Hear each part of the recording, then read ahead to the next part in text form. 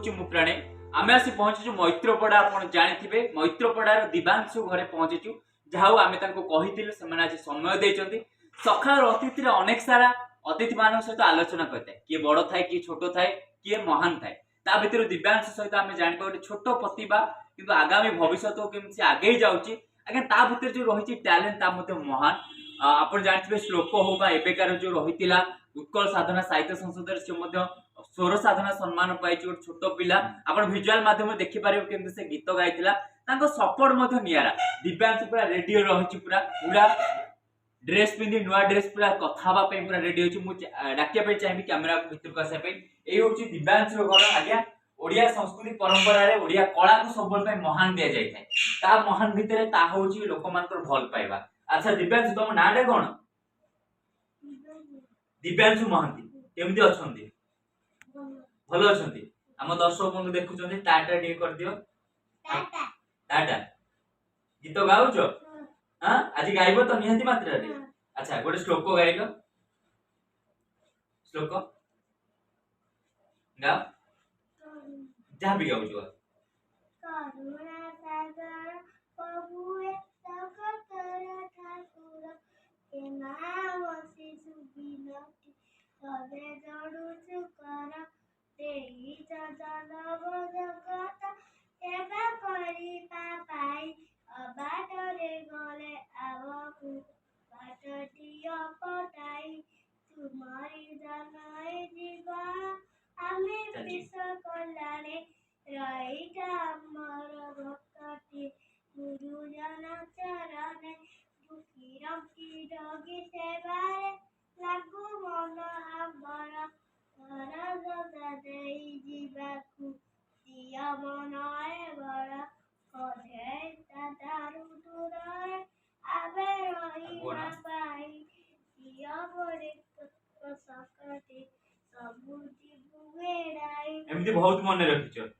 केते प्राइस पाइलोनी अनेक सारा हां खुशी लागुची। अच्छा बहुत भल कथा आमे ताको फैमिली सहित मते के पचारि बुझिया केते गर्व करचंती दिव्यांशुंकर पेरेंट्स अछंती ताको सहित अछि ता परिचय दबा आगे परिचय आपनकर। अच्छा दिव्यांशुंकर कोन मामू केमती लागुची आज सारा ओडिसा गोटे सुनाम अर्जन करछि केमती लागुची ते छोटो बहुत गर्व अनुभव करछि बहुत खुशी लागुची केते आपण केमती जानले ता विषय एते टैलेंटेड अछि एक्टिविटीज का मूड ओवर टॉकिंग स्टाइल का एक्टिविटीज और माने स्कूल जिबा आसवा तार जो स्कूल टाइम का ठीक समय जाउची और से निजे आगे से को मम्मी स्कूल जिबी बाबा स्कूल सेतने बहुत ज्ञान जानि परछि जे बहुत इन फ्यूचर बहुत एग्रेसिव तार स्टेज रे परफॉर्मेंस देखछन। हां अच्छा हालारे केते सम्मान पाइले आपण देख बहुत माने जो बहुत माने बहुत खुशी लागे माने सुन बोलदे दिना से बहुत रिजल्ट भलो करछि जे निजे माने रिजल्ट करे सपोर्ट रही फैमिली हां सपोर्ट रही। अच्छा केमती गोटे श्लोकटा जोटा आज की मने रखि पानते से मने रखि दोछि से जो श्लोक सब सेटा तार सिस्टम ता कलिक सेटा अच्छा मने रखि विशेष कर मां जेजेबा बाता में एक्टिविटी फ्लो जिंदगी में कॉलेज दउ चल इतने आगे जो आगे जाउ। अच्छा आपन का आशीर्वाद सब सब रहे।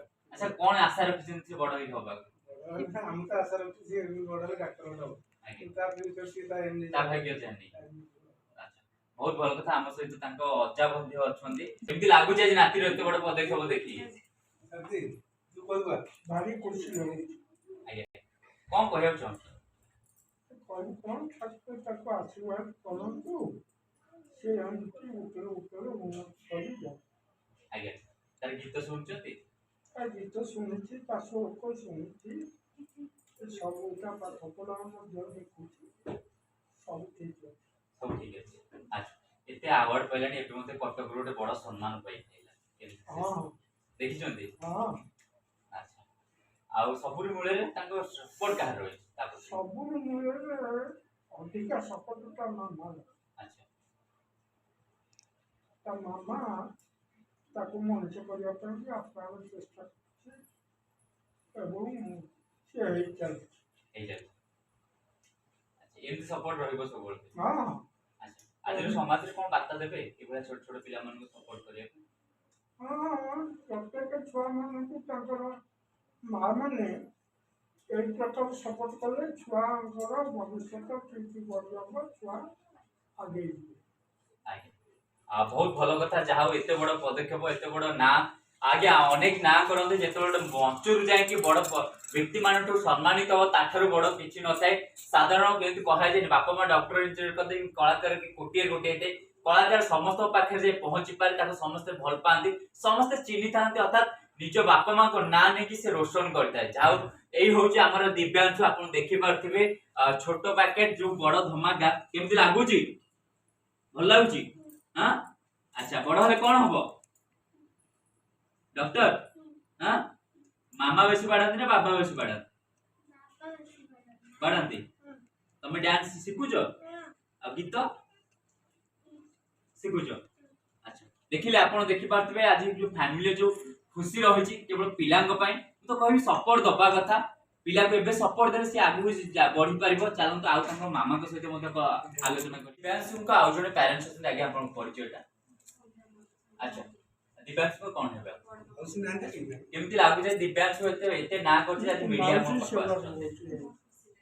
ଆଚ୍ଛା କେମିତି ତାକୁ ଦେଖୁଛନ୍ତି, କେମିତି କଣ ତାର ଏତେ ଇମ୍ପ୍ରୁଭ ହେଲା, କଣ କେମିତି ଲାଗୁଛି ତା ଗୀତ ପ୍ରତି?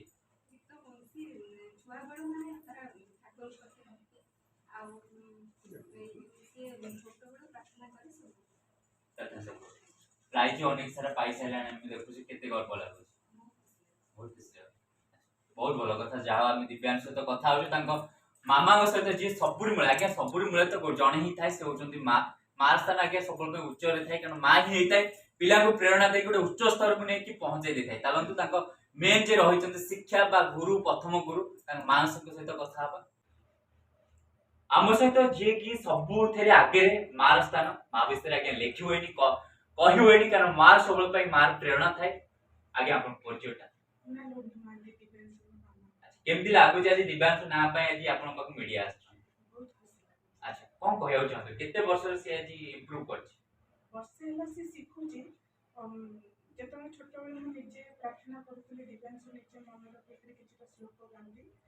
ତାପରେ ପୁଣି ପାଠରେ ସେ ଗାଆନ୍ତି। ତ ମୋତେ ଇଚ୍ଛା ହେଲା ମୋ ପୁଅ ବି ଏଇ ଶ୍ଲୋକ, ଗୀତ, ଆଧ୍ୟାତ୍ମିକ ଦିଗରେ ଗତି କରୁ। ଆଜିକା ସମୟରେ ଛୋଟ ଛୁଆଙ୍କୁ ଆଧ୍ୟାତ୍ମିକ ଦିଗରେ ଗତି କରିବା।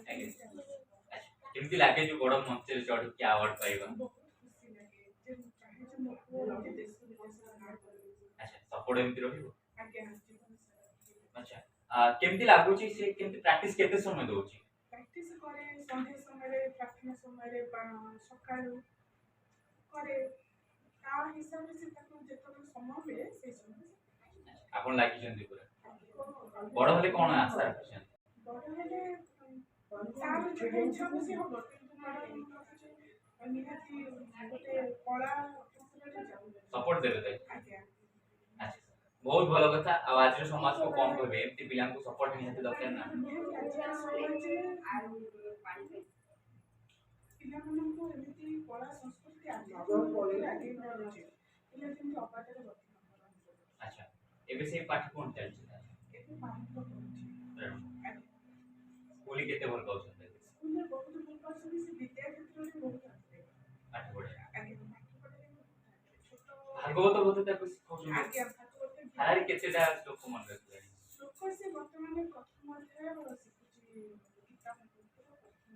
ସବୁବେଳେ ଚାଲିଛି ତାର। ଆଉ ବହୁତ ଭଲ କଥା। ସପୋର୍ଟ କେମିତି ଅଛି ଫ୍ୟାମିଲିର?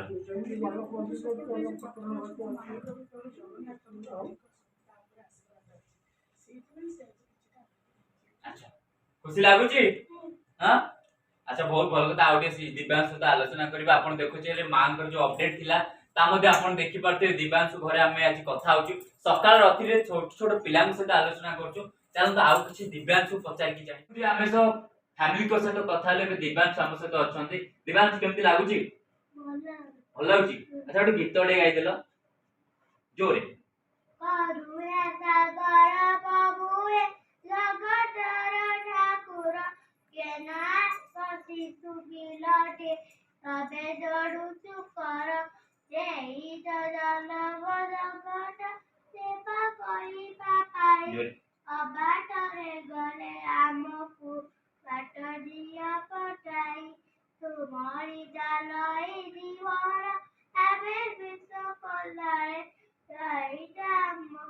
वकटी गुरुजन चरणे दुखी रोगी रोगी से तारे लगू मन आंबर दड़ संतरे जीवाकू प्रिय मन आंबर कोद राजारू दूर आमे रहिबा पाई दिया परिक सकटी सबु जीवु एराई मदन चिंता मुंडा कट करम ताऊ आगु थारी दिया खगान सुरुरी आगु हाथ जोड़ी ଭଲ ଲାଗିଲା କେମିତି ଲାଗୁଛି ଆମେ ଆଇଛୁ ଭଲ ଲାଗୁଛି ଆଚ୍ଛା ବଡ ହେଲେ କଣ ହବ डॉक्टर ଡାକ୍ତର ହବ ଆଚ୍ଛା ଏବେ ପ୍ରାକ୍ଟିସ କରୁଛ ବେଶୀ କିଏ ବାଡାଇ କହିଲ ମତେ मामा बड़े କଣ ଖାଇବାକୁ କଣ ଭଲ ଲାଗେ ବେଶୀ